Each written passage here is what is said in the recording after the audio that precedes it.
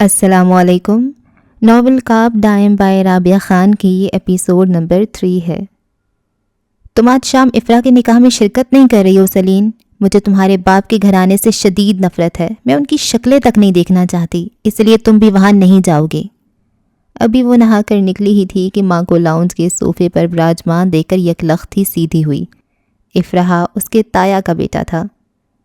اس پوری دنیا میں میرے پاس آپ کے علاوہ اور کوئی رشتہ نہیں ہے ماں، وہ لوگ جیسا بھی سلوک ہمارے ساتھ رکھتے رہے ہوں، لیکن وہ ہمارے رشتہ دار ہیں، رشتہ داروں کو معاف کیا جا سکتا ہے، پلیز مجھے میرے رشتے بچانے دیں۔ اس سے اگر کسی چیز سے اس دنیا میں نفرت تھی تو وہ تھا قطع تعلق کرنا، رشتے توڑنا۔ جو دل رشتے توڑنے کے لیے درکار تھا وہ اس دل سے خالی تھی۔ اس کے پاس وہ دل نہیں تھا جو قطع رحمی کر سکتا ہو۔ شگفتہ نے انتہائی کڑوی نگاہ ڈالی تھی اس کے سراپے پر۔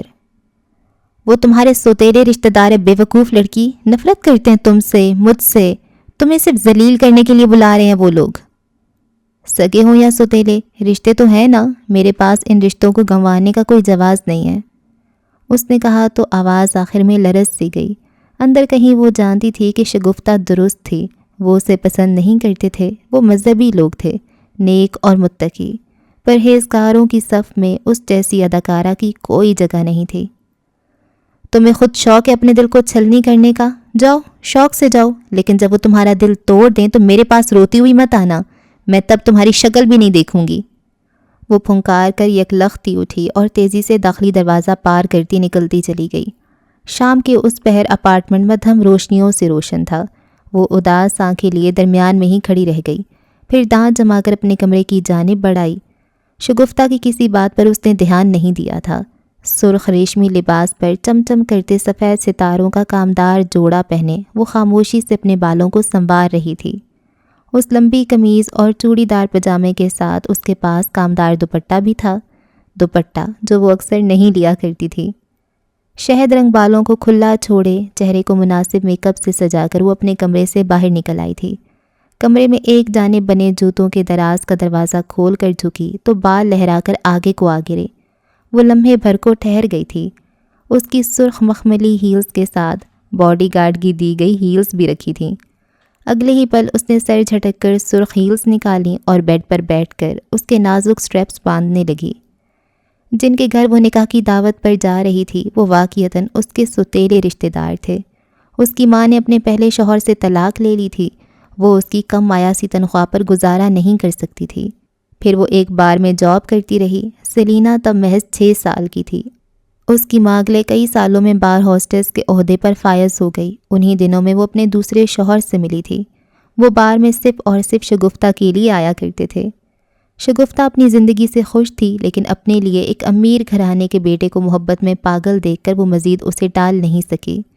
اس کا سوتیلا باپ ایک شریف النفس شخص تھا، اسے شگفتہ سے نکاح کر کے عزت سے اپنے گھر لے جانا تھا، یہاں تک کہ اسے سیلینا کے وجود سے بھی کوئی مسئلہ نہیں تھا، لیکن پھر جو سوچا ویسا نہ ہو سکا۔ اس نے اپارٹمنٹ کا دروازہ بند کیا اور لفٹ کی جانب بڑھائی۔ کار پارکنگ ایریا میں آگے بڑھتے ہوئے لمحے بھر کے لیے اسے کچھ محسوس ہوا تھا۔ وہ ٹھہر سی گئی، پھر پلٹ کر خوفزدہ نگاہوں سے اپنے پیچھے دیکھا۔ مغرب بیت چکی تھی اور پارکنگ ایریا خاصا سنسان ہو رہا تھا۔ گھبرا کر اس نے گاڑی کا دروازہ کھولا اور اندر آ بیٹھی۔ اگلے ہی پل وہ اب سڑک پر سوچوں میں گم سم سی ڈرائیو کر رہی تھی۔ اس کی ماں اور احسن علی نے شادی کر لی۔ وہ ان دونوں کو عزت کی چادر اوڑھا کر اپنے گھر لے آئے، لیکن ان کے گھر والے بار ہوسٹس اور اس کے وجود کو برداشت نہیں کر سکے۔ وہ اپنے قیمتی سپوت کو ان 2 زندگیوں کے ساتھ ذلت سے دوچار ہوتا ہوا نہیں دیکھ سکتے تھے۔ احسن علی 3 بھائی تھے، مراد علی اور شہیر علی دونوں اس کے تایا تھے، وہی جنہیں وہ ایک آنکھ بھی نہیں بھائی تھی۔ قسمت نے ساتھ نہیں دیا اور احسن کی اچانک موت نے ان دونوں پر آسمان گرا دیا۔ وہ اس گھر میں نوکرانی کسی حیثیت سے زندگی گزارنے لگیں۔ اس نے بمشکل دھکوں سے سیکنڈ ایئر کلیئر کیا اور پھر اپنی زندگی کے لیے نکل پڑی۔ نظر امجد اس کا پہلا مددگار تھا، اسی کے ذریعے اسے ایک ڈرامے میں چھوٹا سا رول مل گیا تھا۔ وہ خوبصورت تھی، پیٹ خالی اور اذیت ناک محرومی کے بعد وہ اس آفر کو ٹھکرانے کی جسارت نہیں کر سکتی تھی۔ اسے ٹی وی اسکرین پر دیکھ کر گھر میں ایک طوفان سا برپا ہو گیا تھا۔ وہ ان کے بھائی کی سوتیلی بیٹی تھی، وہ مانتے یا نہیں مانتے لیکن دنیا مانتی تھی۔ لوگوں نے ان سے طرح طرح کے سوالات کیے تو وہ جواب نہیں دے سکے۔ اور پھر رد عمل یہ نکلا کہ شہیر نے بھرے گھر میں اسے سب کے سامنے مارا۔ اسے یاد تھا وہ اس وقت بہت کمزور تھی، ان کے تھپڑ سے زمین پر جا گری تھی، لیکن اس نے اف تک نہیں کہا۔ گھر والوں نے ان دونوں ماں بیٹی سے بائیکاٹ کر لیا۔ کچھ عرصے تک وہ انہیں برداشت کرتے رہے، لیکن پھر جب سیلینا کو ایک بڑے ڈرامے میں کام کرنے کی آفر آئی اور اس نے وہ آفر قبول کر لی، تب وہ رات ان کی اس گھر میں آخری رات ثابت ہوئی۔ انہیں گھر بدر کر دیا گیا۔ وہ اپنی ماں کے ساتھ نظر کی چوکھٹ تک چلی آئی تھی۔ ڈرامہ کامیاب ہوا تو اس نے اپارٹمنٹ کرائے پر لے لیا۔ کئی سال گزر گئے اور اس کا نام صفحے اول کی ایکٹریسز میں آنے لگا۔ اس کے حالات اچھے ہو گئے۔ وہ اپنی ماں اور اپنا پیٹ پالنے کے قابل ہو گئی تھی۔ انہی دنوں اس کے سوتیلے رشتہ داروں نے اس سے رابطہ کر کے اسے اپنے پاس واپس آنے کی دعوت دی، تو وہ شگفتہ کی تنبیہ پر بھی ان کو انکار نہ کر سکی۔ وہ رشتوں کو کبھی انکار نہیں کر سکتی تھی۔ لیکن وقت گواہ تھا، جب بھی دوبارہ وہ اس گھر میں بلائی گئی تھی، ذلت کے لیے بلائی گئی تھی۔ شہیر اور مراد دونوں خاصے سخت مذہبی تھے، وہ اسے ناپسند کرتے تھے، لیکن عمر اسے ہمیشہ بلا لیا کرتا تھا۔ عمر اس گھر میں اس کا خیر خواہ تھا۔ ڈرائیو کرتے ہوئے وہ پھر سے اسی جگہ جا رہی تھی، اسی جگہ جہاں سے ہمیشہ تکلیف ملا کرتی تھی، ہمیشہ کی طرح اس امید پر کہ شاید اب کچھ بدل گیا ہو، شاید اب دلوں میں رحم آ گیا ہو۔ جو اللہ کے قریب ہوں ان کے دل تو نرم ہوتے ہیں نا، پھر اس کے سوتیلے رشتہ داروں کے دل اس کے لیے اتنے سخت کیوں تھے بھلا؟ وہ زیادہ مذہب کو نہیں جانتی تھی، لیکن جانے کیوں وہ مذہبی لوگوں سے اچھی امید رکھا کرتی تھی۔ ایسے لوگ امید دیا کرتے تھے اور اسے نا امید ہونے سے نفرت تھی۔ سڑک پر بڑھتی کار درمیانی رفتار سے چل رہی تھی اور وہ ڈرائیو کرتی گہری سوچوں میں گم تھی۔ اگلے کئی لمحات میں وہ اپنے باپ کے گھر کی چھت تلے موجود تھی۔ وسیع و عریض بنگلہ ایک شان سے سر اٹھائے کھڑا تھا۔ سبزہ زار پر برقی کمکمے لگے تھے، ان سنہری کمکموں تلے وہ سرخ لباس میں دمک رہی تھی۔ افراح اور عزیر مراد کے بیٹے تھے، جبکہ مہجبین اور عمر شہیر کے بچے تھے۔ وہ ایک چھوٹا سا خوشحال گھرانہ تھا جو اس وسیع سے خوبصورت بنگلے میں رہا کرتا تھا۔ رشتہ داروں نے اسے سبزہ زار پر بیٹھے دیکھا تو رخ پھیر لیا۔ ڈرگز والے کیس کے بعد تو وہ ان کے لیے اور بھی قابل نفرت ہو گئی تھی۔ اس نے بھاری دل کے ساتھ بالوں کو کان کے پیچھے اڑسا اور پھر وہاں سے اٹھائی۔ لاؤنج میں مہمانوں کی بہتات تھی۔ نکاح سادگی سے کیا جا رہا تھا اور مہندی جیسی رسومات سے پرہیز کیا جا رہا تھا۔ عزت دار گھرانوں کی نشانی۔ کاش وہ بھی اتنی ہی عزت سے کسی کی زندگی میں داخل ہو سکے۔ زبیدہ اور راحمہ تائی نے اسے داخلی دروازے میں کھڑے دیکھا تو نفرت سے چہرہ پھیر لیا۔ راحمہ کے 1000 دفعہ منع کرنے پر بھی عمر نے سیلینا کو دعوت دے دی تھی۔ صوفوں پر براجمان مہمان اسے گردنیں موڑ موڑ کر دیکھ رہے تھے۔ اس کے رخسار گلابی ہوئے، بمشکل مسکراتے ہوئے وہ آگے بڑھائی۔ سلام کیا تو دبی دبی سی آواز میں بہت مایوس سا وعلیکم السلام موصول ہوا۔ اس نے ایک جانب رکھا خالی صوفہ دیکھا اور پھر وہاں بڑھ گئی۔ مہمانوں کے درمیان کوئی بھی اسے اپنے پاس بٹھانے کے لیے تیار نہیں تھا، وہ پھر بھی مسکراتی رہی۔ یکا یک کسی کی آواز دینے پر اس نے گردن پھیر کر دیکھا تو لمحے بھر کے لیے ساری اداسی انکا ہو گئی۔ سامنے عمر کھڑا تھا، اس گھر میں واحد انسان جو سیلینا کو انسان سمجھتا تھا۔ وہ 24 سالہ نوجوان تھا، وجیح اور دراز قد، سیاہ بال اور سیاہ آنکھیں بہت محبت سے سیلینا کو تک رہی تھیں۔ پھر وہ آگے بڑھایا۔ کیسی ہیں آپ ایکٹریس صاحبہ؟ وہ بے تکلفی سے کہتا اس کے ساتھ آ بیٹھا تھا۔ سفید کرتا شلوار میں ملبوس بہت ہینڈسم دکھ رہا تھا وہ۔ میں تو ٹھیک ہوں، تم بتاؤ کیسے ہو، کہاں ہو اتنے دن سے؟ وہ ایک عمر کے آ جانے سے بہت خوش ہو گئی تھی۔ عمر اس سے عمر میں 3 سال چھوٹا تھا، لیکن ان کے درمیان کی بے تکلفی بہت عزت والی تھی۔ البتہ راحمہ تائی کو اپنے بیٹے کی اس سے بے تکلفی ایک آنکھ نہیں بھایا کرتی تھی۔ یہیں تھا، بابا کے ساتھ بزنس میں ہاتھ بٹا رہا ہوں، آفس جاتا ہوں، آپ کو بہت مس کرتا ہوں۔ پرسوں آپ کو ٹی وی پر دیکھا تھا، بہت خوشی ہوئی۔ پھر کب آ رہا ہے آپ کا ڈرامہ؟ اس نے پوچھا تو سیلینا نے اسے کندھے اچکا کر دیکھا۔ کوئی کام نہیں کرنا چاہتا میرے ساتھ؟ اس کا جواب سن کر وہ لمحے بھر کے لیے چپ سا ہو گیا تھا، پھر آنکھوں میں ڈھیروں غصہ لیے بولا، سب بے وقوف ہیں، انہیں آپ کی ورتھ نہیں پتہ، جس دن پتہ چل گئی کوئی آپ کو انکار کرنے کی جسارت نہیں کر سکے گا۔ اسے اپنے لیے حساس ہوتا دیکھ کر اس کا دل محبت سے بھر گیا تھا۔ کوئی تو تھا جو اس کی پرواہ کیا کرتا تھا۔ اس نے مسکرا کر اسے دیکھا۔ بس ینگ مین، اتنا جذباتی نہیں ہوتے، تمہاری ماما نے تمہیں میرے ساتھ بیٹھا دیکھ لیا نا تو خیر نہیں ہوگی پھر تمہاری۔ اس نے مسکراہٹ دبا کر اسے چھیڑا تو وہ ہنس دیا۔ اب بڑا ہو گیا ہوں میں، اب آپ کو یا مجھے کوئی کچھ نہیں کہہ سکتا۔ سیلینا مسکرا دی، لیکن وہ اس سے یہ نہیں بتا سکی کہ لوگ جملے کسنے کبھی نہیں چھوڑا کرتے، لوگ دل توڑنے کا کام ہمیشہ اچھے سے کیا کرتے تھے۔ کتنی پیاری پیاری لڑکیاں آئی ہوئی ہیں آج، دیکھو ذرا۔ اس نے اسے پھر چھیڑا تو وہ اسے آنکھیں چھوٹی کیے دیکھنے لگا۔ آپ سے زیادہ کوئی خوبصورت نہیں لگ رہی یہاں۔ وہ اس کے کہنے پر چونکی تھی، پھر گہرا سانس لے کر اس کے کندھے پر دھپ رسید کی۔ تائی تمہیں مار دیں گی، ایسی بات سوچنا بھی مت۔ شادی کروں گا تو کوئی کچھ نہیں کہہ سکے گا۔ لوگ شادی کے بعد بھی نہیں بخشتے، میں زندہ مثال ہوں تمہارے سامنے۔ ابھی وہ دونوں بات کر ہی رہے تھے کہ رحمہ تائی یکدم دندناتی ہوئی آگے بڑھیں اور عمر کو بازو سے گھسیٹ کر اٹھایا۔ ان کی اس جارحانہ حرکت پر یکدم ہی لاؤنج میں براجمان خواتین دلچسپی سے ان کی جانب دیکھنے لگی تھیں۔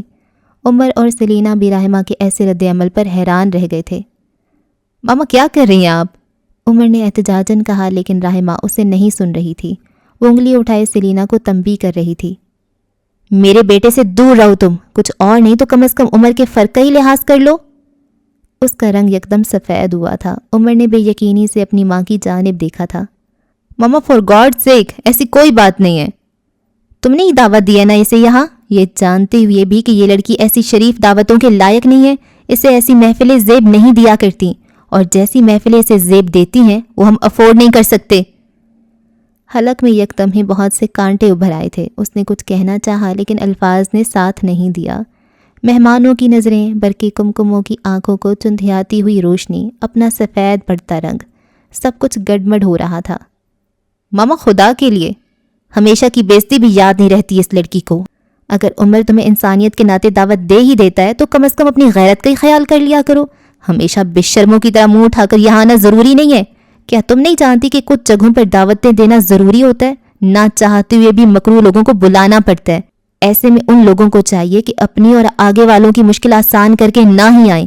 ایسی بدمزگی سے تو بچ جائے گا سب کچھ۔ شہد رنگ آنکھوں میں بہت سے آنسو چمک رہے تھے، لیکن رخسار خشک رہے۔ وہ آنسو آنکھوں کے اندر ہی رکھنے کی عادی تھی، اس کے آنسو باہر نہیں گرا کرتے تھے۔ ماما آپ یہ کیا کہہ رہی ہیں؟ چلے یہاں سے۔ بات سنیں سیلینا۔ وہ سیلینا کو باہر کی جانب بھاگتے ہوئے دیکھ کر اسے آوازیں دیتا اس کے پیچھے گیا تھا۔ وہ تیزی سے آگے بڑھ رہی تھی، کئی مرد اسے پلٹ کر دیکھ رہے تھے۔ سبزہ زار پر سرخ ہیلز میں بھاگتی لڑکی کا دل ایک بار پھر زخمی کر دیا گیا تھا۔ عمر اس کے پیچھے اسے آوازیں دیتا بھاگ رہا تھا۔ سیلینا کہاں جا رہی ہیں آپ؟ اس نے اسے کوہنی سے تھام کر روکا تو وہ ٹھہر گئی۔ اس کی جانب مڑنے کی ہمت نہیں تھی اس کے اندر۔ وہ اس کے سامنے آیا، اس کا چہرہ اونچا کر کے اسے دیکھا۔ اس کی آنکھیں گلابی تھیں۔ عمر کو تکلیف ہونے لگی۔ I am sorry Celine, really sorry. اس نے نم آنکھوں سے مسکرا کر نفی میں سر ہلایا تھا۔ کوئی بات نہیں، تم اندر جاؤ، نہیں تو تائی بلا وجہ تایا سے شکایت کریں گی اور پھر وہ وائلنس پہ اتر آئیں گے۔ کوئی پوچھے تو مجھے ڈیفینڈ کرنے کی کوئی ضرورت نہیں ہے۔ اپنی زندگی میری وجہ سے مشکل مت بناؤ، اس نے کہا اور پھر اس کے ساتھ سے نکل آئی۔ کار میں بیٹھ کر اس نے جلد از جلد یہاں سے نکل جانے ہی میں عافیت جانی تھی۔ عمر اب تک بے بسی سے اسے جاتے ہوئے دیکھ رہا تھا۔ سیلینا کی زندگی میں موجود ہر مرد مجبور تھا، پہلے واجد حسن، پھر نظر امجد اور یوول، اب عمر۔ اس نے تیزی سے گاڑی آگے بڑھائی اور مرکزی شاہراہ پر آ نکلی۔ ایجنسی کی بتیاں حتی الامکان رات کے اس پہر بند تھیں۔ ساری ٹیمز اپنا اپنا کام سمیٹ کر گھروں کو جا چکی تھیں۔ اس کی ٹیم بھی جا چکی تھی۔ انٹرٹینمنٹ ایجنسی کے نچلے فلور پر وہ اپنے کیبن میں تنہا بیٹھا، لیپ ٹاپ نگاہوں کے سامنے کھولے ہوئے تھا۔ اندھیرے میں لیپ ٹاپ کی روشن سکرین اس کے چہرے کو روشن کر رہی تھی۔ اپنا سیاہ کوٹ اتار کر کرسی کے پچھلے حصے پر ڈالے، وہ آستینے کوہنیوں تک برابر موڑے ہوئے تھا۔ ٹائی کی گرہ ڈھیلی تھی اور وہ بار بار ایک ہی ویڈیو کلپ پیچھے کر کے دیکھ رہا تھا۔ یہ وہی فوٹیج تھی جو حنیفہ نے اسے دی تھی، سیلینا کو سٹاک کرتے فارمر ملیٹنٹ کی۔ اس نے ویڈیو ایک بار پھر ریوائنڈ کی۔ مکمل سیاہ لباس سے ڈھکا وہ سٹاکر بالکل خاموشی سے ایک کار کے پیچھے سے نکل کر آیا تھا، بالکل کسی سائے کی طرح خاموش انداز تھا اس کا۔ اس نے ویڈیو روک رکھی تھی۔ میں کہنا نہیں چاہتا لیکن ہماری ایجنسی میں کچھ گڑبڑ چل رہی ہے، کوئی ہمارے درمیان بہت خاموشی سے موجود ہے۔ حنیفہ کی بات اس کے کانوں میں گونجی تھی۔ وہ اپنی کرسی پر پیچھے ہو بیٹھا، پھر گوگل کا ٹیب کھول کر اس کے چوکھٹے میں کچھ لکھنے لگا۔ ماریہ حسن۔ سرچ میں ماریہ حسن کی تصاویر، واجد حسن سے متعلق مختلف آرٹیکلز اور واجد کے سسر کی سیاسی کمپین سے متعلق ٹاک شوز اور مشہور تبصرہ نگاروں کے کالم لکھے نظر آ رہے تھے۔ ہر کوئی فارمر ملیٹنٹس کو ہائر نہیں کر سکتا، ایسا کرنے کے لیے سیاسی پاور کا ہونا بہت ضروری ہے۔ ماریہ حسن تحقیق کرنے پر ایک ادنیٰ سی NGOs کو ریگولیٹ کرتی ڈائریکٹر کے طور پر ابھر رہی تھی۔ اس نے کئی آرٹیکلز کھول کر پڑھے، وہ ایک پڑھی لکھی اور خاصی بارسوخ عورت تھی، لیکن فارمر ملیٹنٹ ہی کیوں؟ یہ کام تو بہت سے عام سٹاکرز بھی کر سکتے تھے۔ اسکرین پر ابھری ماریہ کی مسکراتی تصویر کو بالکل خاموشی سے دیکھتے ہوئے وہ کچھ سوچ رہا تھا۔ کچھ دیر مزید سرچ کرنے کے بعد وہ اپنی جگہ سے اٹھ آیا تھا۔ ایک چھوٹی سی کلپ اور انٹرنیٹ پر موجود چند ریسرچز کے بعد مزید کیا پتہ چل سکتا تھا؟ ابھی وہ اپنی کرسی سے اٹھا ہی تھا کہ یکدم کچھ کھڑکنے کی آواز پر ٹھہر سا گیا۔ بالکل آہستگی سے چہرہ پھیر کر دروازے کی جانب دیکھا۔ راہداری کی بتی جل رہی تھی۔ وہ اپنا کوٹ اٹھاتا باہر چلا آیا۔ اس کے قدموں کی آواز نہیں آتی تھی۔ باہر نکل کر ایک طائرانہ سی نگاہ گل ہوئی بتیوں تلے موجود اندھیرے میں ڈوبے کیبنز پر ڈالی۔ کوئی بھی موجود نہیں تھا۔ اس نے آہستگی سے ہاتھ بڑھا کر راہداری کی بتی بھی بند کر دی تھی۔ اب وہ مکمل اندھیرے میں گھرا کھڑا تھا۔ اگر شک ہو تو پینک نہیں کرنا، خاموش رہ کر بتیاں بند کرنی ہے۔ جو موجود ہوگا وہ اندھیرے کے باعث ہلنے کی کوشش کرے گا۔ تب تم آواز سننا، قدموں کی، سانس لینے کی۔ کیا تم جانتے ہو یاسر، انسانی سانس لینے کی آوازیں بہت دلچسپ ہوا کرتی ہیں۔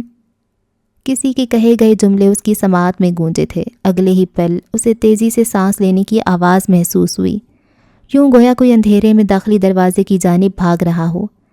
وہ بجلی کی تیزی سے آگے بڑھا اور آگے والے نے دروازے کی نوب پر ہاتھ رکھا ہی تھا کہ یاسر نے ٹھنڈی انگلیوں سے اس کی گدی دبوچ لی۔ آگے والے کی دبی دبی سی چیخ بلند ہوئی تھی۔ اس نے یہ آواز کہیں سن رکھی تھی، سیلینا سے بات کرتی آواز، یوول۔ اگلے ہی پل اس نے قریب میں ہاتھ مار کر لائٹ جلائی تو یوول کا خوف سے زرد چہرہ سامنے آیا۔ وہ سر تا پیر کپکپاہٹ کا شکار تھا۔ اس نے اسے گریبان سے تھام کر دیوار سے لگایا تھا۔ تم اس وقت انڈر گراؤنڈ فلور پر کیا کر رہے ہو؟ یہاں داخلے کا کارڈ کہاں سے ملا؟ سرمئی آنکھیں اندھیرے میں سیاہ محسوس ہو رہی تھیں۔ آواز بھاری اور ٹھہری ہوئی تھی، چہرہ ٹھنڈا تھا۔ میں نظر سر کے کہنے پہ یہاں آیا تھا، یہاں سیلینا کا آفیشیل کارڈ اٹھانے۔ اس نے اس کا گریبان چھوڑ دیا تھا، پھر 2 قدم پیچھے ہٹا۔ تم جانتے ہو یہ سچ نہیں ہے۔ میں سچ کہہ رہا ہوں، نظر سر نے بھیجا تھا اور وہ اوپر فلور پر میرا انتظار کر رہے ہیں۔ اس کی زبان بری طرح لڑکھڑا رہی تھی۔ یاسر نے اسے گریبان سے دبوچ کر گھسیٹا اور لفٹ میں لیے سوار ہوا۔ ایک ہاتھ سے اس نے اسے گریبان سے پکڑ رکھا تھا اور دوسرے ہاتھ میں کوٹ تھام رکھا تھا۔ اوپر موجود فلور پر نظر امجد واقعی یوول کا انتظار کر رہا تھا۔ نظر نے پسینے میں شرابور یوول کو یاسر کے ہاتھ تلے کپکپاتے دیکھا تو یکدم ہی آگے بڑھا، ایک جھٹکے سے اسے یاسر کی گرفت سے آزاد کروایا۔ تمہارے دماغ درست ہے؟ وہ اس پر چلایا تھا۔ یوول اب نظر کے پیچھے کھڑا اسے خوفزدہ نگاہوں سے تک رہا تھا۔ السلام علیکم، کیا اسے آپ نے نچلے فلور پر بھیجا تھا سیلینا کا آفیشیل کارڈ لینے؟ اس نے دھیمے لہجے میں پوچھا تو نظر نے مشکوک انداز سے اسے دیکھ کر سر ہلایا۔ یہ ادارے کی سیکیورٹی کی بات ہے، آپ کسی فورن سبجیکٹ کو یوں حساس سسٹم میں نہیں بھیج سکتے۔ یہ انڈسٹری میرے انڈر کام کرتی ہے، میں ڈائریکٹر ہوں اس کا، اس لیے تم اپنی بکواس بند رکھو۔ ایک عام باڈی گارڈ کی حیثیت نہیں ہے ڈائریکٹر کو ڈکٹیٹ کرنے کی۔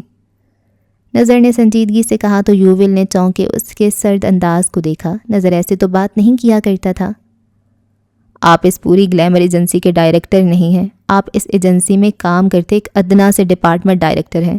ادارے کی سیکیورٹی کو مد نظر رکھتے ہوئے اگر آپ اپنی حیثیت کو دیکھیں تو وہ بھی اس قابل نہیں ہے کہ کسی ادنا سے گارڈ کو ڈکٹیٹ کر سکے۔ صبح تک آپ کو اپنے آفس میں چارج فائن اسائن کر دیا جائے گا۔ سیکیورٹی کو رسک پر رکھنے کی وجہ سے فائن کی بھرپائی کریں گے آپ۔ اس نے بنا کسی لچک کے کہا اور جو ہی پلٹنے لگا تو نظر کی چونکی ہوئی آواز پر ٹھہر گیا۔ تمہارا دماغ درست ہے؟ اور کیسا فائن؟ کون چارج کرے گا مجھے؟ کون فائل کرے گا میرے خلاف شکایت؟ اس نے ایک نظر اٹھا کر اسے دیکھا تھا۔ میں، شب بخیر کہہ کر وہ مڑا اور پھر تیزی سے زینوں کی جانب بڑھ گیا۔ یوول اور نظر اس کے جواب پر لمحے بھر کو ساکت رہ گئے تھے۔ یہ احمق انسان، کیا کہا اس نے مجھے؟ ہاں، دیکھ لوں گا میں سے۔ وہ بلند آواز سے بول رہا تھا۔ یوول اس کو بمشکل گھسیٹ کر اب لفٹ کی جانب لے جا رہا تھا۔ نظر امجد کو آج تک کسی نے ایسے غصہ نہیں دلایا تھا۔ یاسر اپنی گاڑی میں سفر کرتا اب شہری حدود سے باہر نکلتا جا رہا تھا۔ اس کا کوٹ فرنٹ سیٹ پر ساتھ ہی رکھا تھا اور وہ رات کے اندھیرے میں ڈرائیو کر رہا تھا۔ اس کا شہر میں اپارٹمنٹ موجود تھا لیکن وہ وہاں بہت کم رہا کرتا تھا کیونکہ گاؤں میں اس کے دادا تنہا ہوا کرتے تھے۔ دادی کے انتقال کے بعد وہ خاصے اکیلے ہو گئے تھے۔ اس نے بارہا انہیں اپنے ساتھ شہر چلنے کو کہا لیکن وہ اپنے گھر کو چھوڑنے پر راضی نہیں تھے۔ اس نے بھی کہنا چھوڑ دیا لیکن وہ دادا کو زیادہ دنوں تک اکیلا نہیں چھوڑ سکتا تھا، اس لیے وہ ہفتے میں کئی دفعہ ان کے پاس رہنے جاتا تھا۔ کار گھاس کے کتے پر پارک کر کے وہ اتر آیا، پھر آہستگی سے گھر میں داخل ہوا۔ دادا یقیناً رات کی اس پہر سو رہے ہوں گے۔ اس نے بھی داخلی دروازے سے قدم اندر رکھا ہی تھا کہ کسی نے لاؤنج کی بتیاں روشن کر دیں۔ وہ گڑبڑایا تھا۔ دادا ٹانگ پر ٹانگ جمائے صوفے پر براجمان اسے دیکھ رہے تھے، پھر اٹھ کر اس کے پاس چلے آئے۔ اس نے وہ مشکل مسکرانے کی کوشش کی تھی، پھر ہاتھ اٹھا کر انہیں ہلکا سا ہائے بھی کہا۔ کس کے ساتھ تھے اب تک؟ جی، اتنی رات بعد آ رہے ہو، یقیناً کسی کے ساتھ تو ہوگے نا؟ میں اپنے ساتھ تھا۔ یہ اپنے ساتھ تو رہنے کی عمر نہیں ہے، کیا سلینا کے ساتھ تھے؟ اور وہ یکلختی بھگ سے اڑا تھا۔ آنکھیں پھیلا کر انہیں دیکھا۔ کیا کہا آپ نے؟ سلینا مظہر، تم باڈی گارڈ ہو نا اس کے؟ ٹی وی پر دیکھا تھا میں نے۔ اوہ، اس نے گہرا سانس لیا۔ اف دادا، اتنا ٹی وی کیوں دیکھتے ہیں آپ؟ سلینا کے ساتھ تھے یا نہیں؟ نہیں بابا، کسی کے ساتھ نہیں تھا اور میں اس کا باڈی گارڈ نہیں ہوں۔ وہ تو سچویشن ایسی ہو گئی تھی اسی لیے، بس غلط فہمی ہے یہ۔ آپ تو پتہ نہیں کیا کیا سوچ رہے ہیں۔ دادا کے چہرے پر یکدم ہی مایوسی ابھری تھی۔ وہ آگے بڑھ کر صوفے پر آ بیٹھا۔ اچھا بتاؤ، قریب سے دیکھنے پر کیسی لگتی ہے وہ؟ دادا یکدم ہی پرجوش ہو کر اس کے پیچھے آئے۔ سلینا ان کی فیوریٹ تھی۔ وہ سلینا کے بہت بڑے فین تھے۔ یہ بات کیوں بھول گئی تھی اسے؟ ٹھیک تھی بس۔ جھوٹ مت بولو، دادا نے خفگی سے اسے دیکھا تھا۔ دادا خدا کے لیے، رات کے اس وقت میں سلینا نامہ نہیں سننا چاہتا۔ وہ شدید بیزار ہوا تھا لیکن دادا کو ذرا جو فرق پڑ جاتا، انہیں بس سلینا کے متعلق بات کرنی تھی۔ سلینا انہیں اپنے آخری ڈرامے سے بہت پسند تھی۔ اس ڈرامے میں اس نے ایک فرمانبردار بیٹی کا کیا کمال کردار نبھایا تھا۔ جب وہ اسکرین سے غائب ہوئی تو سب سے زیادہ اداس سردار عالم ہی تھے۔ اب وہ دوبارہ نظر آنے لگی تھی تو وہ پھولے نہیں سما رہے تھے۔ دادا، وہ ایک خوبصورت لڑکی ہے، بس سن لیا آپ نے، اب مجھے آرام کرنے دیں۔ وہ اٹھنے ہی لگا تھا کہ سردار نے اسے زبردستی ساتھ بٹھایا۔ وہ ضبط سے آنکھیں میچ کر بیٹھا تھا۔ کیا تم مجھے اس کا آٹوگراف لا کر دے سکتے ہو؟ وہ آنکھوں میں بچوں کی سی خوشی لیے اس سے پوچھ رہے تھے۔ وہ انہیں لمحے بھر کو دیکھ کر رہ گیا۔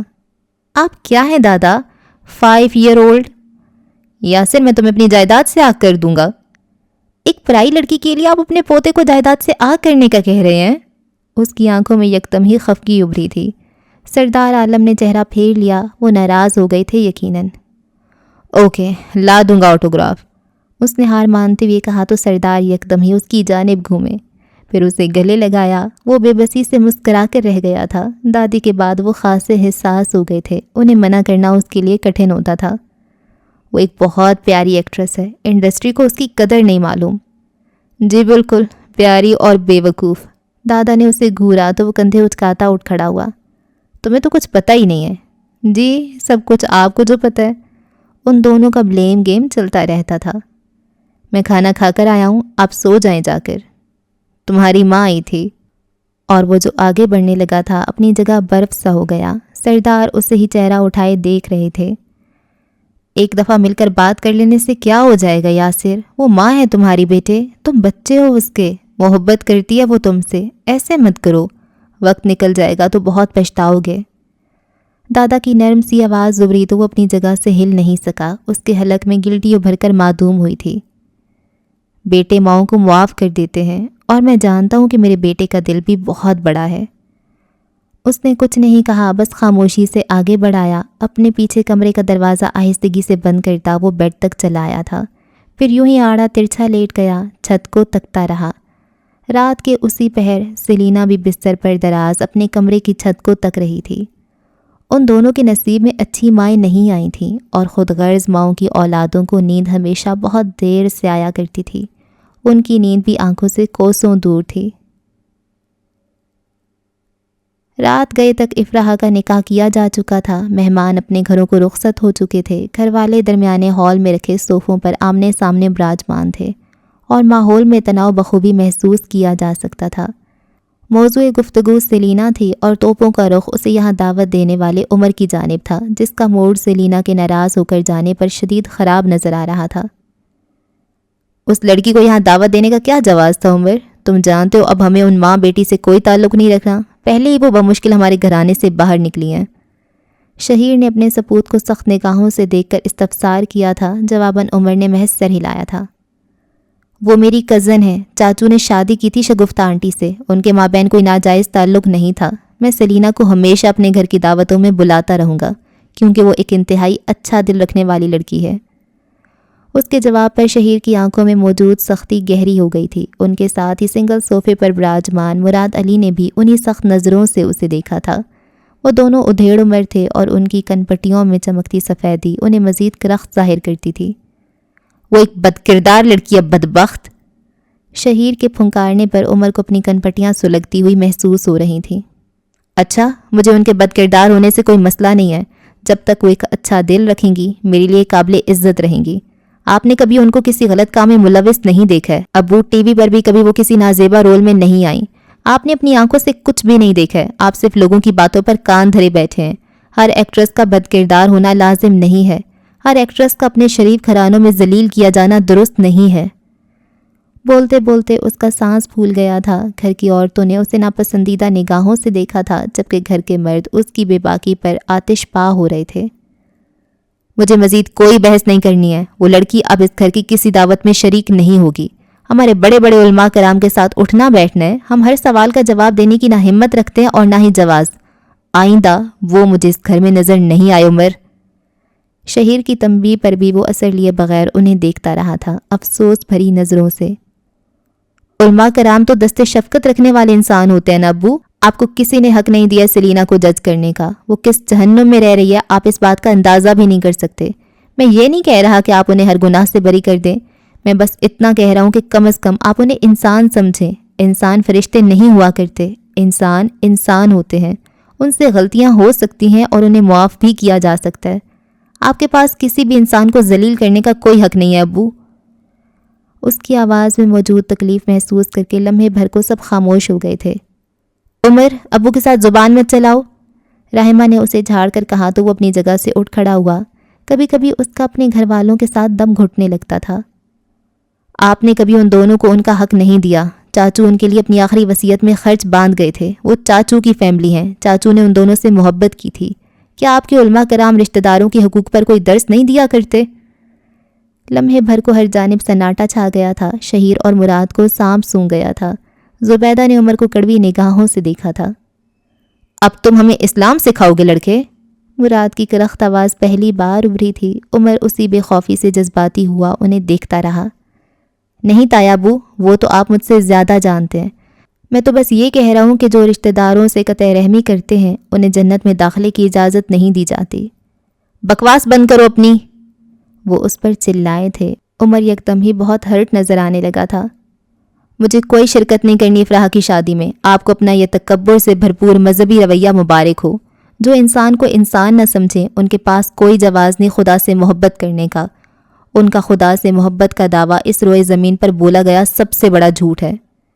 اس کے ساتھ ہی وہ پلٹ گیا تھا۔ اس کا رخ داخلی دروازے کی جانب تھا۔ تم بیٹھو یہاں، کہاں جا رہے ہو؟ پہلے جواب دو ساری باتوں کا۔ شہیر اس کے پیچھے دھاڑے تھے لیکن وہ نظر انداز کرتا آگے بڑھ گیا تھا۔ سنہری برقی کمکمے اب ٹمٹما رہے تھے لیکن ان کی روشنی میں پہلی سی چمک نہ رہی تھی۔ ان کی تازگی ماند پڑ گئی تھی اور ہر جانب گھٹن سی پھیل گئی تھی۔ اگلی صبح وہ اندھیرے میں اٹھا تھا۔ آنکھ کھلی تو خود کو رات والے انداز میں ہی بستر پر سویا ہوا پایا۔ وہ آنکھیں ملتا اٹھ بیٹھا تھا۔ اگلے کئی لمحات میں وہ تازہ شاور لینے کے بعد جینز اور بٹن شرٹ پہنے کمرے سے باہر نکل رہا تھا۔ سفید شرٹ کی آستینیں کلائیوں تک برابر کرتا وہ چھوٹے سے لاؤنج میں چلا آیا تھا، یخ لکڑی پر ننگے پیر چلتے ہوئے۔ اب وہ لاؤنج کی عقبی دیوار پر دیوار گیر آئینے میں دیکھتا گیلے بالوں کو ہاتھ سے پیچھے جھٹک رہا تھا۔ اسی پہر دادا اپنے کمرے کا دروازہ بند کرتے باہر نکل رہے تھے۔ سفید بے داغ سے قمیص شلوار میں ملبوس، سفید بالوں کو سلیقے سے پیچھے جمائے ہوئے اسے دیکھ کر لمحے بھر کو ٹھہرے۔ مسجد جا رہے ہو؟ اس نے اس بات میں سر ہلاتے ہوئے رخ ان کی جانب پھیرا۔ آپ چل رہے ہیں؟ ہاں۔ پھر وہ دونوں داخلی دروازہ عبور کرتے باہر نکل آئے۔ خاص کے وسیع خطے پر چھوٹا سا سفید محل صبح کی نیلی روشنی میں نیلا محسوس ہو رہا تھا۔ دروازے کے اوپر روشن سنہری کمکمے تلے کھڑے دادا اب دروازہ مقفل کر رہے تھے، پھر چابی ہاتھ میں لیے آگے بڑھائے۔ ویٹ، کیا ہم کار میں مسجد نہیں چل رہے؟ اس نے کار کے پاس ٹھہر کر پوچھا تو دادا نے نفی میں سر ہلایا۔ اس نے گہرا سانس لیا اور پھر ان کے پیچھے ہو لیا۔ کیا کبھی آپ میری طرف دار نہیں کر سکتے؟ ان کے ساتھ مناسب رفتار سے چلتے ہوئے اس نے کہا تو سردار نے اس کی جانب مسکرا کر دیکھا۔ وہ دونوں پکی سڑک پر مدھم قدم اٹھاتے نیلی روشنی میں چل رہے تھے۔ فجر کا گہرا اندھیرا چھٹتا ہوا محسوس ہو رہا تھا۔ سوندھی سی ہوا سے یاسر کے بال ماتھے پر گر کر لہرائے تھے۔ تمہیں انکار کر کے بہت مزہ آتا ہے، اور ایسے ایکٹ مت کرو جیسے تم تو میری ہر بات بنا چوں چرا کیے مان لیتے ہو۔ جب تک 100 دفعہ اعتراض نہ کر لو تمہیں سکون نہیں آتا۔ ان کے کہنے پر وہ دھیرے سے مسکرایا تھا۔ جینس کی جیبوں میں ہاتھ اڑسے وہ سردار کی وجہ سے دھیرے قدموں سے چل رہا تھا۔ جتنی تیز آپ چل رہے ہیں نا، اس حساب سے تو جمعہ تک پہنچنا ممکن نہیں ہوگا، اس لیے کار لینے کا کہہ رہا تھا میں، لیکن میری یہاں سنتا کون ہے؟ یاسر اعتراض پر اعتراض نہ کرتا، ایسا تو ممکن ہی نہیں تھا۔ ہاں تو تم میرے ساتھ کیوں آئے ہو؟ جاؤ جا کر اپنی کار میں بیٹھ جاؤ۔ میں نے سوچا بوڑھے دادا کو کہاں اکیلا چھوڑ سکتا ہوں سڑک پر، ویسے بھی فجر کے اس پہر دور دور تک کوئی انسان موجود نہیں ہے۔ جیسے روز تو تم میرے ساتھ مسجد جاتے ہو نا۔ دادا بھی کہاں پیچھے رہنے والے تھے، اس نے ترچھی آنکھوں سے انہیں دیکھا، خفگی سے۔ آپ لڑنا چاہتے ہیں؟ مجھے کوئی اعتراض نہیں ہے لڑنے پر۔ مسجد کا گہرا نیلے رنگ سے مزین گنبد اب ہلکا سا نظر آنے لگا تھا۔ گاؤں کی داخلی حدود میں بہت سے کسانوں کے گھر موجود تھے۔ بہت سے لوگ سڑک پر اب مسجد کی جانب بڑھتے ہوئے نظر آ رہے تھے۔ مان لیں کہ آپ بوڑھے ہو چکے ہیں، اس نے مسکراہٹ دبا کر ان کی جانب جھکتے ہوئے کہا تھا۔ سردار نے آنکھیں گھمائی تھیں۔ اس نے ان کے ایسے آنکھیں گھمانے پر بمشکل ہنسی روکی تھی۔ ابھی اگر تمہاری دادی زندہ ہوتی تو کہتی کہ تم سے کہیں زیادہ وجی تو سردار ہیں یاسر۔ ان کے سفید بالوں کے درمیان موجود سرخ و سفید چہرہ کس قدر باوقار لگتا ہے۔ غور سے دیکھنے پر وہ بالکل ٹام کروز جیسے لگتے ہیں۔ دادی کی باتیں دہراتے ہوئے وہ مسکرا رہے تھے، اور اس دفعہ یاسر نے ان کی مبالغہ آرائی پر انہیں نہیں ٹوکا تھا۔ دادی نے کہا تھا وہ ٹام کروز ہیں تو پھر ہیں۔ ٹام کروز نے خودکشی کر لینی ہے۔ مسجد کے دروازے پر قدم رکھتے ہوئے وہ بولا تو دادا نے ناک سے مکھی اڑائی تھی۔ وہ دونوں مسجد کے ٹھنڈے سفید ٹائلز پر آگے بڑھائے تھے۔ دادا اب گاؤں کے لوگوں سے سلام دعا کرتے ان کا حال احوال دریافت کر رہے تھے۔ یاسر جو کچھ لمحات پہلے تک مسکرا رہا تھا اب سنجیدہ ہو چکا تھا۔ دعا سلام کے علاوہ اس نے کسی سے کوئی بات نہیں کی تھی۔ وہ محدود لوگوں کے ساتھ بے تکلف تھا، انہی کے ساتھ ہنستا اور بولتا تھا۔ باقی سب اجنبی تھے اور اسے اجنبیوں کو اپنا بنانے میں کوئی دلچسپی نہیں تھی۔ فجر بیتے وقت گزر چکا تھا۔ سفید محل کے کچن سے اٹھا پٹخ کی آوازیں آ رہی تھیں۔ مغربی طرز پر بنے سفید کچن میں ہر شے صاف ستھری تھی۔ دادا درمیانی گول ٹیبل پر بیٹھے انگریزی اخبار پڑھ رہے تھے۔ وہ انگریزی ادب کے قابل قدر استاد تھے۔ کئی سالوں تک وہ کیمبرج میں پڑھاتے بھی رہے تھے۔ دادی کے انتقال پر انہوں نے ریٹائرمنٹ لے لی تھی۔ اب وہ سارا دن گھر میں کتابیں پڑھا کرتے تھے یا پھر میسم کے ساتھ زمینوں پر چلے جاتے۔ میسم ان کے گھر کا ملازم تھا، کھانے سے لے کر صفائی تک ہر کام اس کے ذمہ تھا۔ فی الحال گاؤں میں اس کی امی بیمار تھیں، اس لیے وہ چھٹی پر گیا ہوا تھا۔ یاسر نے ناشتہ بنا کر درمیانی ٹیبل پر لگایا۔ ٹریننگ کے دوران وہ شہر میں اکیلا رہا تھا، اس لیے اس کی کھانے پکانے کی سکلز خاصی منجھ گئی تھیں۔ آستینے کوہنیوں تک موڑے وہ اب کپس میں چائے انڈیل رہا تھا، پھر ٹرے اٹھائی ٹیبل پر رکھتا، کرسی کھینچ بیٹھا۔ اگر آٹوگراف نہیں لائے تو گھر مت آنا، سردار نے کنکیوں سے اسے دیکھتے ہوئے اعلان کیا تھا۔ ہاتھ میں کانٹا تھامے وہ چونکا۔ رات والا وعدہ یاد آیا، وہ ذہنی طور پر کراہا تھا۔ دادا پلیز۔ انہوں نے اخبار بند کر کے ٹیبل پر پٹخا۔ یاسر یکدم ہی گڑبڑایا تھا۔ گھر مت آنا، جائیداد تو بھول ہی جاؤ۔ اس کا چہرہ بگڑا بگڑا سا نظر آنے لگا تھا۔ دادا اب رغبت سے ناشتہ کرنے لگے تھے۔ اگر اسے باڈی گارڈ بن کر بچایا ہے تو آٹوگراف لینے میں اتنا کیا مسئلہ ہے تمہیں؟ انہیں اس کا اعتراض واقعی سمجھ نہیں آیا تھا۔ یاسر نے گہرا سانس لیا۔ اسے سیلینا کا پچھلا رویہ یاد تھا، کیسے وہ اسے زبردستی اپنا آٹوگراف دینے پر مصر تھی اور اس نے کس درستی سے منع کیا تھا اسے۔ اب وہ جانے کس منہ سے آٹوگراف مانگے گا۔ آپ ڈرامہ کنگ ہیں تو سیلینا ڈرامہ کوئین ہے، اور آپ جانتے ہیں مجھے ڈراموں سے سخت نفرت ہے۔ اس نے منہ میں آملیٹ رکھتے ہوئے کہا تھا۔ دادا مسکرائے۔ اپنے اور سیلینا کے درمیان مشابہت چاہے جیسی بھی ہو، انہیں بہت عزیز تھی۔ ہمیں بھی تمہارے جیسے اکھڑے ہوئے خشک انسان میں کوئی دلچسپی نہیں ہے۔ سیوج دادا۔ اس نے گہرا سانس لیا اور پھر ناشتہ کرنے لگا۔ اپنی ماں سے۔ اس کا چلتا ہاتھ یک لختی رک گیا تھا، چہرہ بساختہ ہی سنجیدہ ہو گیا۔ اپنی ماں سے ایک بار مل لینا بیٹا۔ وہ کہہ کر گئی تھی کہ اگر تم اس کے بلانے پر بھی نہیں آئے تو اس کے پاس ہزاروں طریقے ہیں تمہیں اپنے پاس بلانے کے۔ بیٹا وہ کچھ ایسا ویسا نہ کر بیٹھے۔ ان کی فکر مند سی آواز پر اس نے کانٹا آہستہ سے پلیٹ میں رکھ دیا تھا۔ سنجیدہ سی سرمئی آنکھیں اٹھا کر انہیں دیکھا۔ دادا ہم پہلے ہی کلیئر کر چکے ہیں، اس بارے میں بات نہیں کریں گے۔ یاسر میری بات بھی نہیں مانو گے؟ ان کی پیاری سی آنکھیں، وہ جانے کیوں انکار نہیں کر پا رہا تھا۔ میرے پاس ان سے بات کرنے کے لیے کچھ بھی نہیں ہے دادا، وہ کچھ بھی کہیں گی تو میری زبان سے ہرٹ ہونا یقینی سی بات ہے، میں بس انہیں ہرٹ ہونے سے بچا رہا ہوں۔ تمہیں اس سے کیا گلہ ہے بیٹا، معاف کر دو نا۔ عورتوں کو اتنی لمبی سزائیں نہیں دیا کرتے بچے، وہ نازک ہوتی ہیں، ان کے ٹوٹنے کا خطرہ زیادہ ہوتا ہے۔ مرد مضبوط ہوتے ہیں، ان کے ٹوٹ جانے پر بھی جڑنے کی امید واسق ہوتی ہے۔ اس کے لبوں پر تلخ سی مسکراہٹ ابھر آئی تھی۔ بعض دفعہ ٹوٹے ہوئے مرد بھی نہیں جڑ پاتے دادا، چاہے امید کتنی ہی گہری کیوں نہ ہو۔ عورتیں مردوں کو توڑتے ہوئے یہ کیوں بھول جاتی ہیں کہ وہ مرد ہونے سے پہلے انسان ہوتے ہیں، اور انسان جب ٹوٹتے ہیں تو جنس کی قید سے آزاد ہو کر یکساں تکلیف ہوتی ہے۔ فرق ٹوٹنے میں نہیں ہوتا، فرق بس اتنا ہوتا ہے کہ عورتیں رو کر اپنے ٹوٹنے کا غم منا لیتی ہیں، اور مرد وہ رونے سے قبل صرف یہ سوچتے ہیں کہ اگر وہ روئے تو جو لوگ انہیں دیکھ کر زندہ ہیں وہ زندہ نہیں رہ سکیں گے، اور صرف اسی لیے مرد کبھی نہیں روتے۔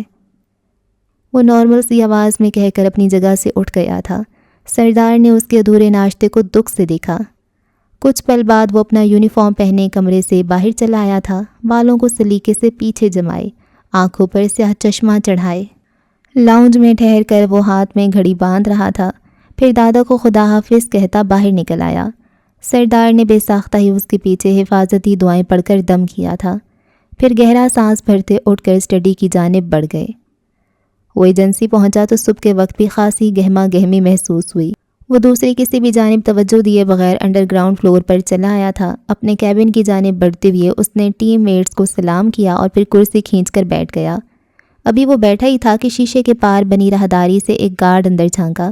یہ ٹیم سی کا باڈی گارڈ جمال تھا، جو حال ہی میں اپوائنٹ ہو کر آیا تھا۔ یاسر عالم، آپ کو چیف حنیفہ اپنے آفس میں طلب کر رہے ہیں۔ اس نے سن کر اس بات میں سر ہلایا اور پھر اٹھ کر حنیفہ کے آفس کی جانب بڑھ گیا۔ اندر وہ تیوری چڑھائے مشکوک نظروں سے اسے چند لمحات کے لیے دیکھتے رہے۔ کیا میں نے کچھ ایسا دیکھ لیا جو مجھے نہیں دیکھنا چاہیے تھا؟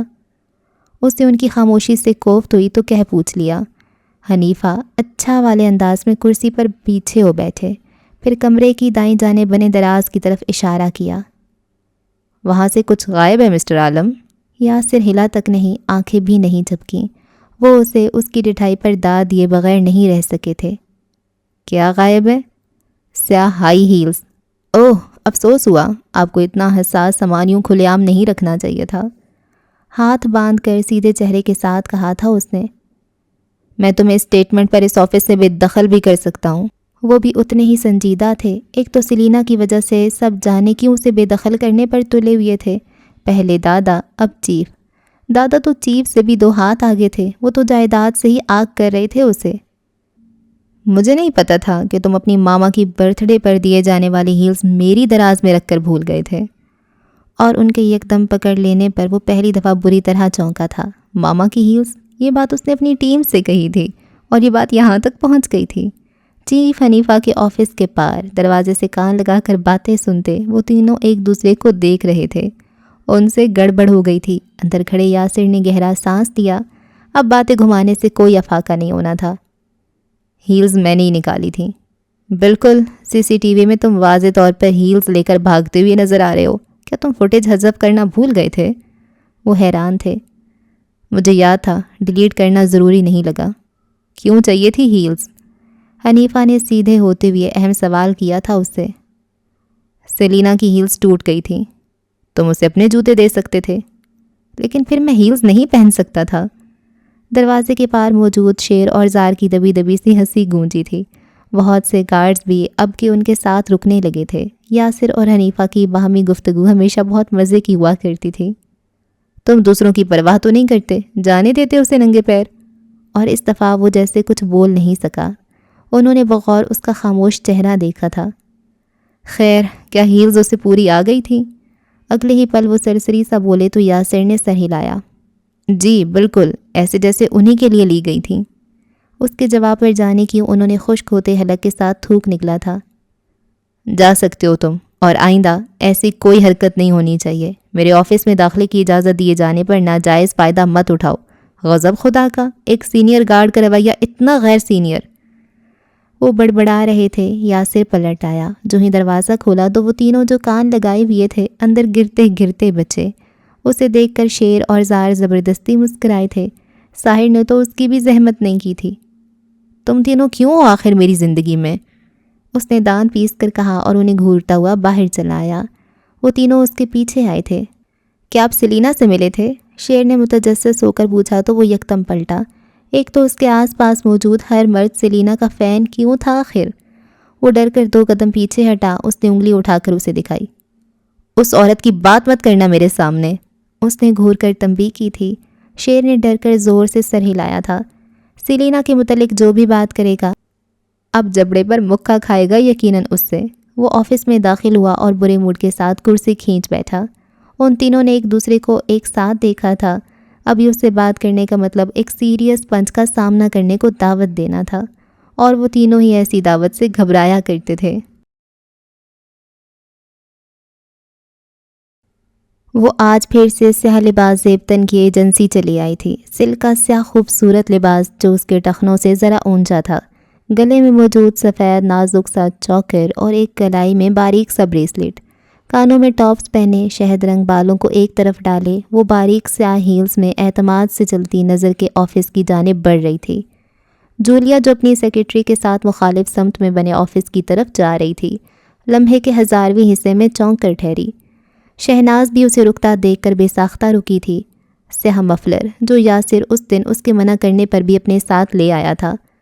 وہ پلٹی اور پھر اسی تیزی سے آگے بڑھائی. سیلینا کو آواز دے کر روکا. Excuse me. وہ نزاکت سے پلٹی تھی. اسے دیکھ کر سوالیہ سا ابرو اچکایا. جی؟ یہ مفلر آپ کا ہے؟ وہ اس کے سوال پر جذبز ہوئی تھی. پھر سرنفی میں ہلا کر گلے میں موجود چوکر پر پہنے مفلر کو اتارا. ہلکا سا مسکرائی. وہ ایکٹریس تھی. یہ ایک کارڈ نے مجھے دیا تھا، فین تھا میرا، میں نے سوچا رکھ لیتی ہوں. مزے سے کہا تو جولیا اینڈرسن کے قدموں تلے موجود زمین لمحے بھر کو ہل سی گئی. یاسر عالم، سیلینا مظہر کا فین تھا؟ اس سے اپنے کانوں سے دھواں نکلتا محسوس ہو رہا تھا. سیلین نے ناسمجھی سے اس کا سرخ پڑتا چہرہ دیکھا. کیا کوئی ایشو ہے؟ اور اس سے پہلے کہ وہ کچھ سمجھ پاتی جولیا آگے بڑھی اور اس کے ہاتھ سے مفلر کھینچا. وہ اس کی حرکت پر ششدر رہ گئی تھی. شہناز بھی چونک سی گئی تھی. اس نے کہا وہ تمہارا فین ہے؟ اس کی مذاق اڑاتی نظریں سیلینا کو بہت بری لگی تھیں.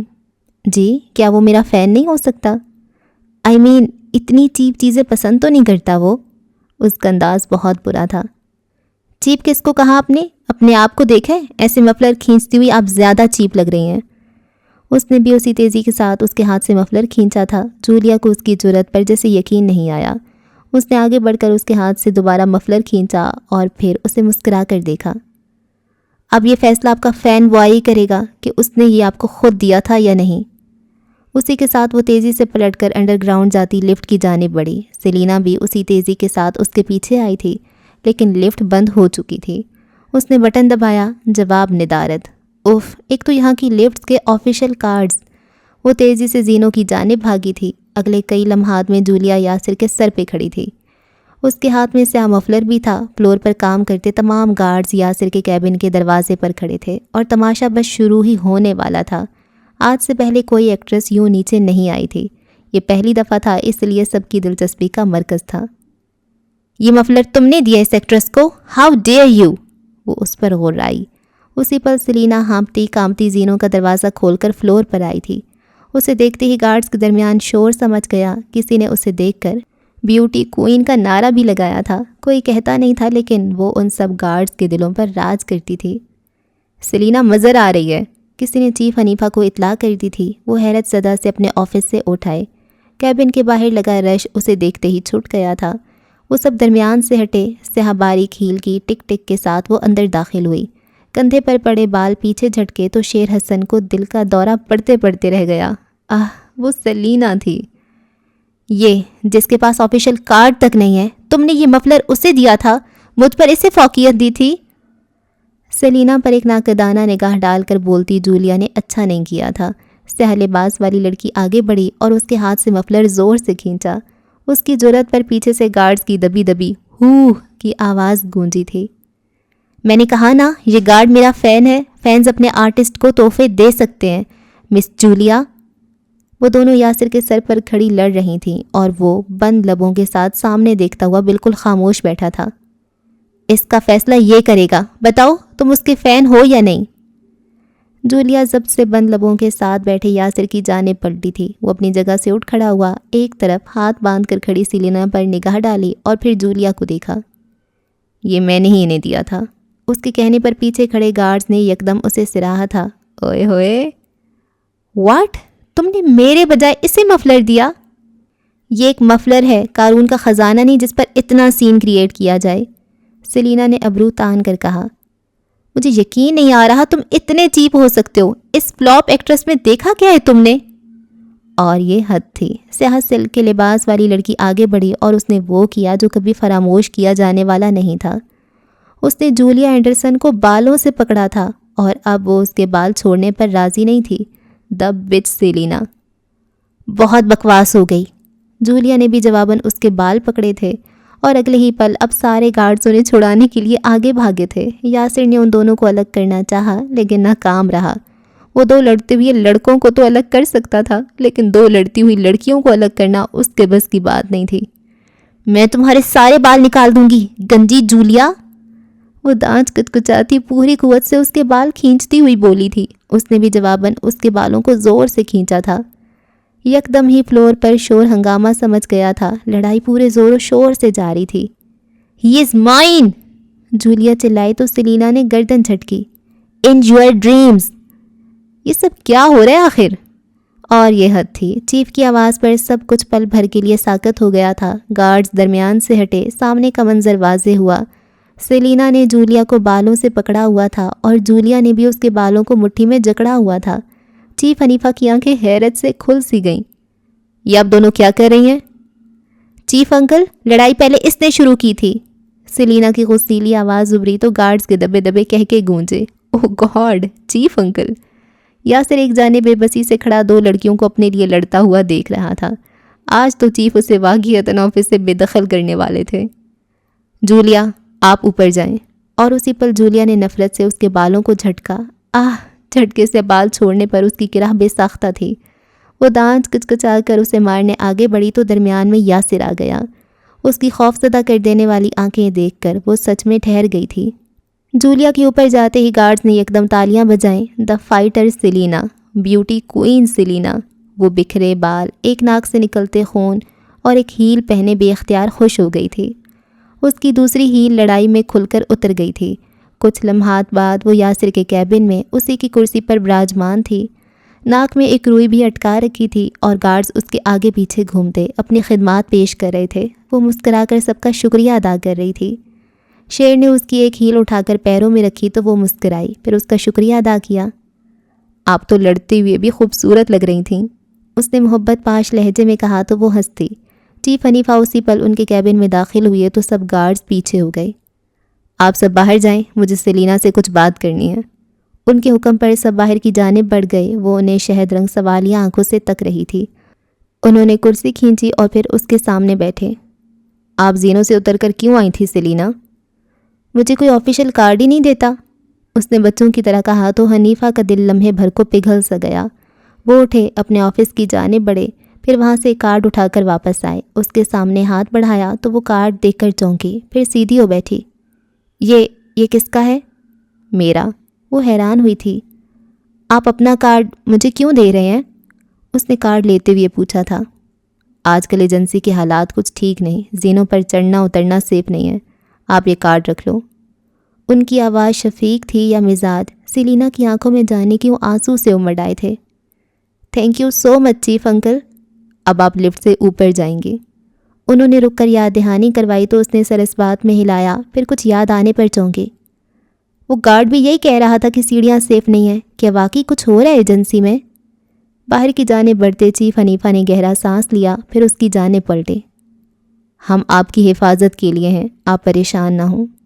اور پھر آگے بڑھ گئے۔ وہ گولڈن کارڈ کو ہر زاویے سے اونچا نیچا کر کے دیکھ رہی تھی۔ سیلینا مظہر بہت خوش تھی۔ اسی پل آفس میں یاسر داخل ہوا۔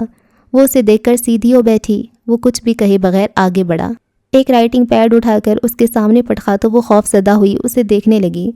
وہ جارحانہ سے انداز میں ٹیبل پر رکھا قلم اٹھائے اس کی جانب بڑھا تھا۔ آٹوگراف دیں۔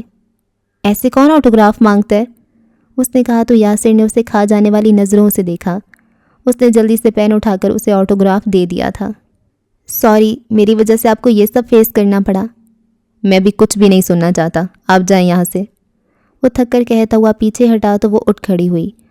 لڑائی ہو گئی تھی لیکن یاسر کا مفلر اسی کے پاس تھا۔ حیرت کی بات تھی کہ اس نے سیلینا سے وہ مفلر مانگا بھی نہیں تھا۔ وہ اٹھ کر آگے بڑھی اور پھر دروازہ کھولا۔ لمحے بھر کو ٹھہر کر اسے دیکھا۔ Guard ji, thank you so very much. پھر تیزی سے باہر نکل گئی۔ پیچھے یاسر حیران سا کھڑا رہ گیا تھا۔ یو آر موسٹ ویلکم، اس نے سر ہلاتے ہوئے آفس کی بکھری حالت دیکھ کر آہستہ سے کہا تھا۔ اوکے جی، تو اس ایپیسوڈ کو یہاں پہ ختم کرتے ہیں۔ اور کیوٹ ہے ناول۔ اچھا، وہ ان کی لڑائی بھی کیوٹ ہے اور تھوڑی سی ان ریئلسٹک ہے، لیکن کیا ہے یار، ریئلٹی کون سے ناول میں ریئلٹی ہوتی ہے؟ کسی میں بھی نہیں ہوتی ہے، سارے عجیب ہوتے ہیں۔ تو یہ ایک تھوڑا کیوٹ والا عجیب ہے، مجھے مزہ آ رہا ہے۔ خیر، ایٹ دا اینڈ ہم یہی دیکھیں گے کہ ہمیں مزہ آ رہا ہے کہ نہیں آ رہا، اور مجھے تو بہت مزہ آ رہا ہے۔ آپ بتائیں آپ کو آ رہا ہے کہ نہیں آ رہا؟ اور سیلینا کی اچھا اس کے کیا حالات تھے؟ اس کی مدر نے ڈیورس لے لی، دوسری شادی کر لی، وہ بھی ناکام ہو گئی، مطلب اس کے سیکنڈ جو اسٹیپ فادر تھے ان کی ڈیتھ ہو گئی، اور ان کے خاندان والے اب ان کو نہیں رکھنا چاہتے، اور پھر اس نے یہ انڈسٹری جوائن کر لی، اور کیا ہوا ہے، اور ان کی یہ کیوٹ سی لڑائی ہوئی ہے۔ خیر، مجھے تو مزہ آ رہا ہے۔ اگلی ایپیسوڈ میں دیکھتے ہیں آگے ہوتا ہے کیا۔ رکھیں دعا میں یاد۔ اللہ حافظ۔